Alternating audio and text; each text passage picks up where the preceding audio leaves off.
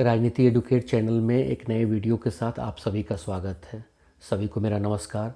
भारतीय संविधान और राज व्यवस्था पर बेसिक लेवल की जो सीरीज हमने शुरू की है, उसी कड़ी में आज का टॉपिक है संविधान सभा की समितियां, committees of the constituent assembly. दोस्तों, भारतीय संविधान का निर्माण से संबंधित पिछले वीडियो में हमने संविधान सभा की समितियों की चर्चा की थी।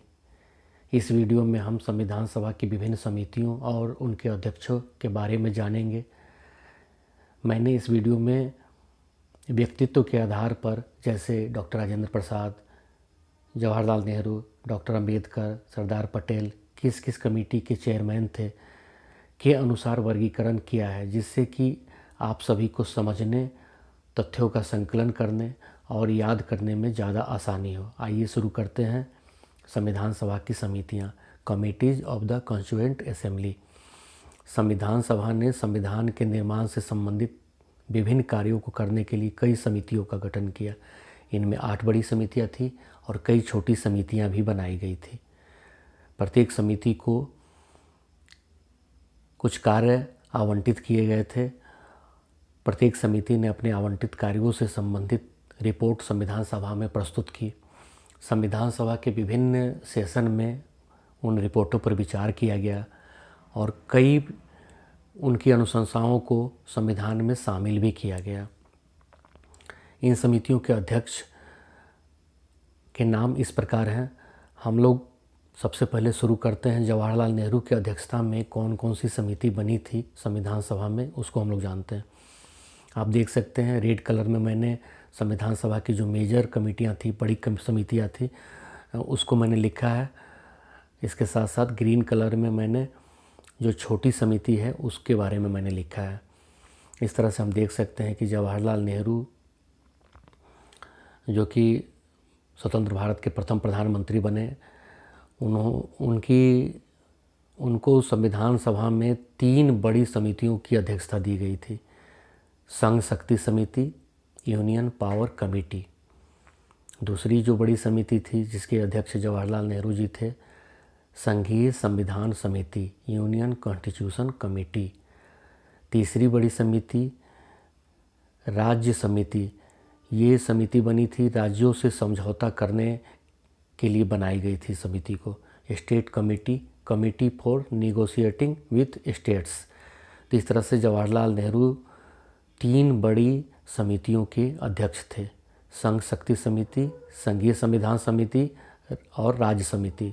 इसके साथ साथ जवाहरलाल नेहरू एक छोटी समिति के भी अध्यक्ष थे जिसका नाम था प्रारूप संविधान की जांच के लिए विशेष समिति, special committee to examine the draft constitution.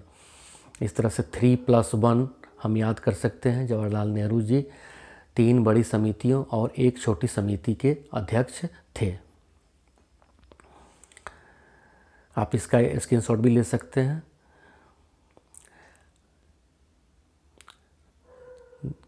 दूसरे नंबर पर हम देखते हैं डॉक्टर राजेंद्र प्रसाद की अध्यक्षता वाली समिति। डॉक्टर राजेंद्र प्रसाद बहुत ही बड़ी पर्सनालिटी थे। संविधान निर्माण में उनकी बहुत बड़ी भूमिका थी और वो संविधान सभा के अध्यक्ष के साथ साथ भारत गणतंत्र के प्रथम राष्ट्रपति भी बने। उनकी अध्यक्षता में 2 बड़ी समितियां बनी थी। प्रक्रिया नियम समिति, रूल ऑफ प्रोसीजर कमेटी। दूसरी बड़ी समिति थी संचालन समिति, स्टीयरिंग कमेटी। तो डॉक्टर राजेंद्र प्रसाद 2 बड़ी समितियों के अध्यक्ष थे। इसके साथ साथ 2 छोटी समितियां, वित्त एवं कर्मचारी स्टाफ समिति, फाइनेंस एंड स्टाफ कमेटी, और चौथी नंबर पर है राष्ट्रध्वज संबंधी तदर समिति, ad hoc committee on the national flag. इस तरह से डॉक्टर राजेंद्र प्रसाद 4 समितियों के अध्यक्ष थे। 2 बड़ी समिति और 2 छोटी समिति। फिर से मैं इसे रिपीट कर दूं। प्रक्रिया नियम समिति, रूल ऑफ प्रोसीजर कमेटी, संचालन समिति, स्टीयरिंग कमेटी, ये 2 बड़ी समितियों के अध्यक्ष डॉक्टर राजेंद्र प्रसाद थे। इसके साथ साथ 2 छोटी समितियां, जिसमें एक का नाम वित्त एवं कर्मचारी समिति, फाइनेंस एंड स्टाफ कमेटी, और एक का नाम राष्ट्रध्वज संबंधित तदर समिति, ad hoc committee on the national flag. इस तरह से 2+2 2 बड़ी समितियों के अध्यक्ष डॉक्टर राजेंद्र प्रसाद थे और 2 छोटी समितियों के अध्यक्ष भी डॉक्टर राजेंद्र प्रसाद थे। आगे बढ़ते हैं। सरदार वल्लभ भाई पटेल की अध्यक्षता वाली समिति। सरदार वल्लभ भाई पटेल लौह पुरुष, iron man of India, Bharat के प्रथम गृह मंत्री, देशी रियासतों का भारत में विलय कराने में बहुत ही महत्वपूर्ण भूमिका उनकी थी। उनके नेतृत्व में, उनके अध्यक्षता में जो समिति थी, एक का नाम था प्रांतीय संविधान समिति, प्रोविंशियल कॉन्स्टिट्यूशन कमेटी, प्रांतीय संविधान समिति, प्रोविंशियल कॉन्स्टिट्यूशन कमेटी। और दूसरा था मौलिक अधिकारों, अल्पसंख्यकों एवं जनजातियों तथा बहिष्कृत क्षेत्रों के लिए सलाहकार समिति। यह परामर्शदाता समिति थी। Advisory committee on fundamental right, minorities and tribal and excluded area, ये बहुत बड़ी समिति थी। इस तरह से 2 बड़ी समितियों के अध्यक्ष सरदार वल्लभ भाई पटेल थे। प्रांतीय संविधान समिति, प्रोविंशियल कॉन्स्टिट्यूशन कमेटी और मौलिक अधिकारों, अल्पसंख्यकों, जनजातियों तथा बहिष्कृत क्षेत्रों के लिए सलाहकार समिति। Advisory committee on fundamental right, minorities and tribal and excluded area. दूसरी वाली जो कमेटी जिसके अध्यक्ष है सरदार वल्लभ भाई पटेल थे, यह बहुत बड़ी समिति थी। इस समिति में 5 उप समितियाँ थी, 5 सब कमिटीज हम देख सकते हैं। इसमें जो पहली उप समिति थी उसका नाम था मूल अधिकार उप समिति। इसका नाम आप लोग याद रखेंगे, फंडामेंटल राइट्स सब कमेटी, और इसके अध्यक्ष थे JB कृपलानी। फिर से मैं इसे रिपीट कर दूं। सरदार वल्लभ भाई पटेल की अध्यक्षता में मौलिक अधिकारों, अल्पसंख्यकों एवं जनजातियों तथा बहिष्कृत क्षेत्रों के लिए जो सलाहकार समिति थी, उसमें 5 उप समितियाँ थी।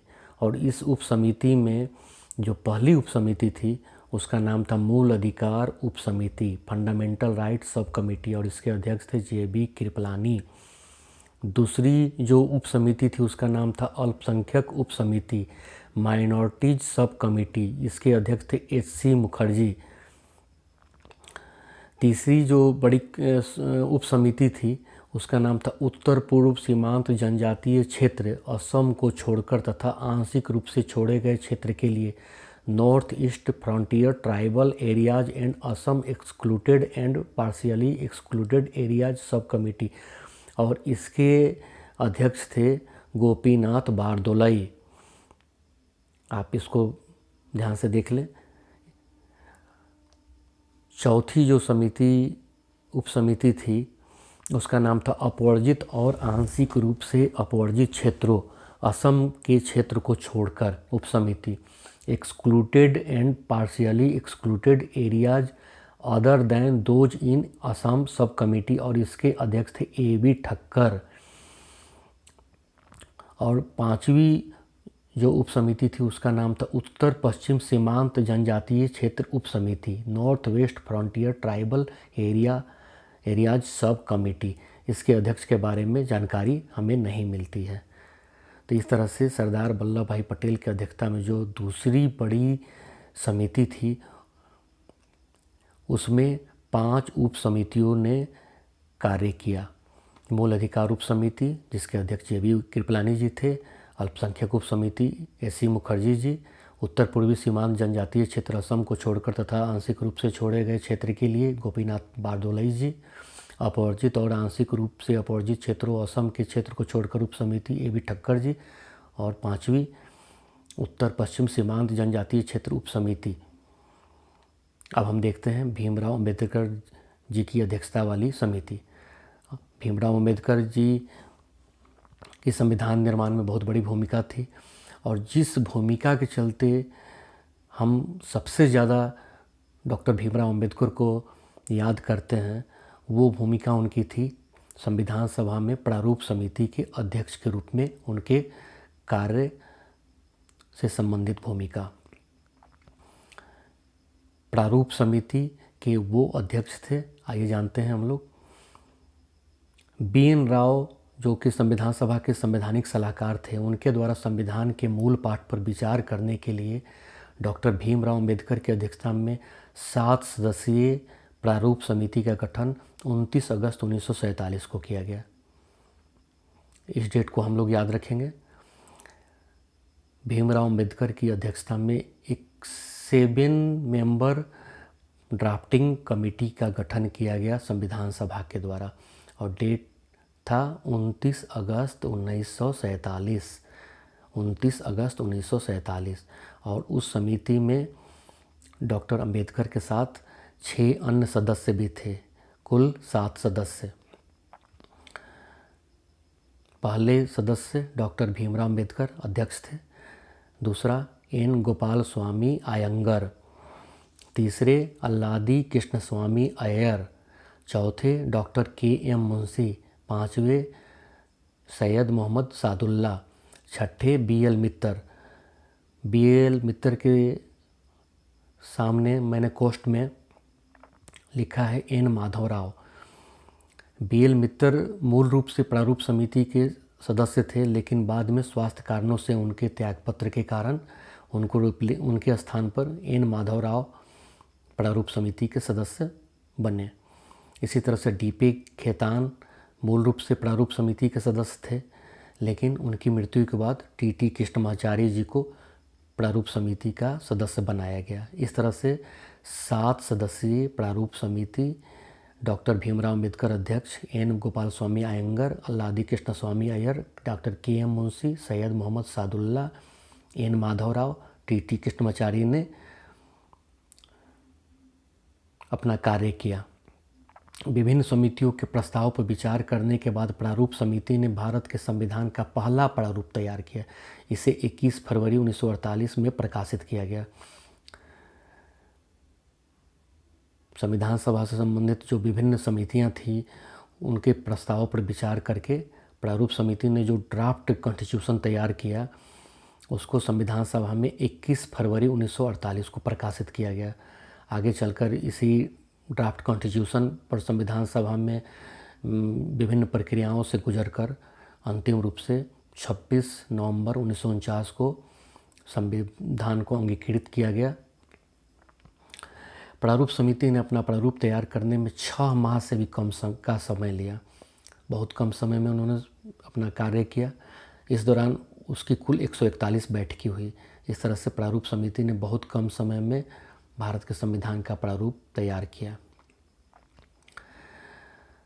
कुछ छोटी समितियों पर भी हम लोग चर्चा करते हैं जो कि महत्वपूर्ण है। उसमें एक माइनर कमेटी है प्रत्यय पत्र संबंधी समिति, क्रेडेंशियल कमेटी। इसके अध्यक्ष अल्लादी कृष्ण स्वामी अय्यर थे। इसके साथ साथ 2 समितियां ऐसी है जिसके अध्यक्ष बी पट्टाभी सीतारामैया थे। सदन समिति, हाउस कमेटी, और मुख्य आयुक्त के प्रांतों के लिए समिति, committees on the chief commissioner province. तो ये 2 समिति जो थी, सदन समिति और मुख्य आयुक्तों के प्रांतों के लिए समिति, इसके अध्यक्ष बी पट्टाभी सीतारामैया थे। आगे देखते हैं हम लोग कार्य संचालन समिति, order of business committee, doctor K M Munshi. संविधान सभा के कार्यों के लिए समिति, committees on the function of the constituent assembly, G.V.. Mavalankar, जो कि लोकसभा के प्रथम स्पीकर भी थे। ये संविधान के कार्यों के लिए समिति, committee on the function of the constituent assembly के भी अध्यक्ष थे। तो इस तरह से हमने संविधान के 8 बड़ी समितियों, इसके साथ साथ कई महत्वपूर्ण छोटी समितियों पर चर्चा की। मुझे पूरा विश्वास है कि प्रतियोगी परीक्षाओं से संबंधित कोई भी प्रश्न जो समिति के बारे में पूछा जाएगा या तो वो आपसे नहीं छूटेगा। और आप समझ गए होंगे। ये वीडियो कैसा लगा, इसके बारे में फीडबैक आप लोग कमेंट बॉक्स में दे सकते हैं। वीडियो देखने के लिए धन्यवाद।